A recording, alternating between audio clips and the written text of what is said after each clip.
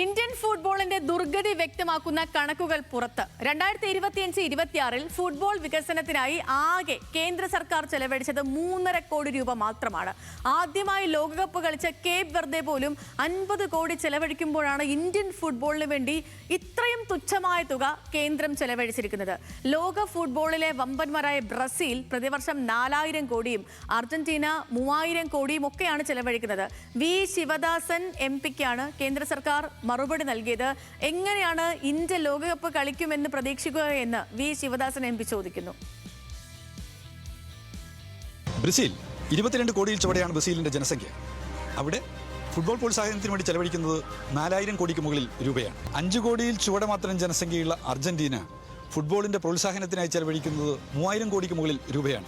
കഴിഞ്ഞ ലോകകപ്പിൽ നമ്മയെല്ലാം ആവേശം കൊള്ളിച്ചിട്ടുള്ള കേപ്പ് വെർദെ എന്ന കൊച്ചു രാജ്യം, അവിടെ ജനസംഖ്യ കേരളത്തിലെ ഏറ്റവും കുറഞ്ഞ ജനസംഖ്യയുള്ള വയനാട് ജില്ലയിലെ ജനസംഖ്യയേക്കാൾ പിറകിലാണ്. അവർ 50 കോടിക്ക് മുകളിൽ ഫുട്ബോൾ പ്രോത്സാഹനത്തിന് വേണ്ടി പണം ചെലവഴിച്ചപ്പോൾ നമ്മുടെ രാജ്യം ഫുട്ബോൾ പ്രോത്സാഹനത്തിന് വേണ്ടി ചെലവഴിച്ചത് കേവലം 3.5 കോടി രൂപ മാത്രമാണ്. എങ്ങനെയാണ് നമ്മളുടെ നാട്ടിലെ കളിക്കാർ, എങ്ങനെയാണ് നമ്മുടെ നാട്ടിലെ വിദ്യാർത്ഥികൾ, യുവാക്കൾ ഏതെങ്കിലും ഒരു കാലത്ത് ലോകകപ്പിൽ ഫുട്ബോൾ പന്ത് തട്ടുമെന്ന് നാം കണക്കാക്കുക? ആഷിഖ് റഹ്മാൻ നമുക്കിപ്പം sports desk. Ashiq, good evening. ഇപ്പോൾ ഒരു വേൾഡ് കപ്പ് കഴിഞ്ഞിട്ടേ ഉള്ളൂ. ആ സമയത്തൊക്കെ നമ്മൾ ഓരോ ടീമിനൊപ്പം ചേരുകയും അവരുടെ ആഘോഷങ്ങൾ ആഘോഷിക്കുകയും എപ്പോഴും ലോകകപ്പിനെ കുറിച്ച് സംസാരിക്കുകയൊക്കെ ചെയ്യുന്ന സമയത്ത് ഇന്ത്യക്കാർ കൂടുതൽ ചോദിച്ചിരുന്ന ഒരു കാര്യം, അല്ലെങ്കിൽ പ്രതീക്ഷയോടെയും ആശങ്കയോടെയൊക്കെ സംസാരിച്ചിരുന്ന ഒരു കാര്യം, ഇന്ത്യ എന്നാവും വേൾഡ് കപ്പ് കളിക്കുക? അങ്ങനെ ഒരു കാലത്തിലൂടെ നമ്മൾ എത്ര കാലം കാത്തിരിക്കണം?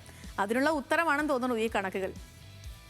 സേതു, തീർച്ചയായും സമീപകാലത്തുണ്ടായിരുന്നതിൽ വെച്ച് ഏറ്റവും വലിയ പ്രതിസന്ധിയിലൂടെയാണ് ഇന്ത്യൻ ഫുട്ബോൾ കടന്നു പോകുന്നത്. അത് ഇന്ത്യൻ ഫുട്ബോൾ മാത്രമല്ല, ഇന്ത്യൻ സൂപ്പർ ലീഗും സമാനമായ പ്രതിസന്ധിയിലാണ്. നമുക്കറിയാവുന്ന പോലെ ഒരു സമയത്ത് 100-ൽ താഴെ റാങ്കിൽ ഉണ്ടായിരുന്ന ഇന്ത്യ നിലവിൽ 138-ാം റാങ്കിലാണ്.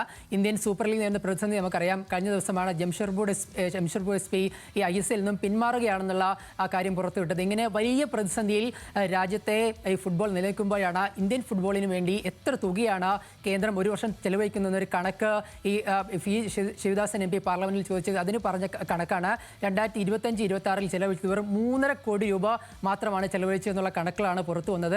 മാത്രമല്ല, ഓരോ വർഷവും നോക്കുമ്പോൾ, കഴിഞ്ഞ 5 വർഷങ്ങൾ നോക്കുമ്പോൾ, ഓരോ വർഷം കഴിയുമ്പോഴും അതിൻ്റെ കണക്കുകൾ കുറഞ്ഞു വരികയെന്ന് നമ്മൾ കാണാൻ കഴിയുന്നത്. 2021-22 5.5 കോടിയാണെങ്കിൽ 2022-23 14.5 കോടിയാകുന്നു. അങ്ങനെ 2025-26 എത്തുമ്പോൾ അത് വെറും 3.5 കോടി രൂപയിലേക്ക് മാത്രം എത്തുന്നു. മാത്രമല്ല, അതിൻ്റെ എസ്റ്റിമേറ്റഡ് തുകയും ചെലവഴിച്ച തുകയും നോക്കുമ്പോൾ പൂർണ്ണമായി പണം ചെലവഴിച്ചിട്ടില്ല എന്നൊരു കാര്യം കൂടിയാണ് പുറത്തു വരുന്നത്. മാത്രമല്ല, നമ്മൾ ഈ മറ്റു രാജ്യങ്ങളിൽ എത്രത്തോളം തുക ചെലവഴിക്കുന്നത് നോക്കിക്കഴിഞ്ഞാൽ ബ്രസീൽ 4000 കോടിയാണ്, അർജന്റീന 3000 കോടിയാണ്. ഈ രണ്ട് രാജ്യങ്ങളും വലിയ ഫുട്ബോൾ ശക്തികളാണെന്ന് നമുക്ക് പറയുമ്പോൾ പോലും ആദ്യമായി ഈ വർഷം ലോകകപ്പ് കളിച്ച കേപ്പ് വെർദെ പോലും 50 കോടി രൂപ ഒരു വർഷം ആ രാജ്യത്തിൻ്റെ ഫുട്ബോൾ വികസനത്തിനായി ചെലവഴിക്കുന്നു. അപ്പോഴാണ് നമ്മുടെ രാജ്യം വെറും 3.5 കോടി രൂപ മാത്രം ചെലവഴിക്കുന്നൊരു പ്രത്യേകത കൂടിയുണ്ട്. ഒരു കാര്യം കൂടി പറയട്ടെ സേതു, നമുക്കറിയാവുന്നതല്ലേ, ബ്രസീൽ അടുത്ത മാസങ്ങളിൽ ഇന്ത്യയിൽ ഫുട്ബോൾ കളിക്കാൻ വരികയാണ്. ഏകദേശം 80 കോടിക്ക് മുകളിലാണ് അതിന് ചെലവായി കണക്കാക്കുന്നത്.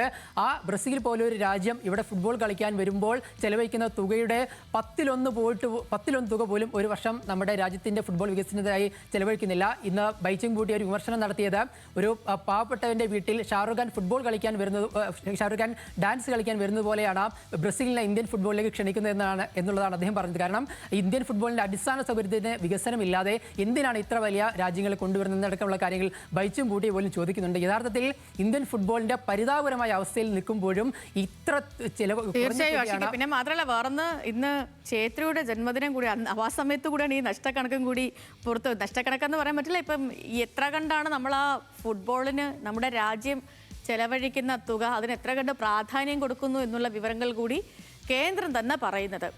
ശരി ആഷിഖ്, ഇനിയിപ്പം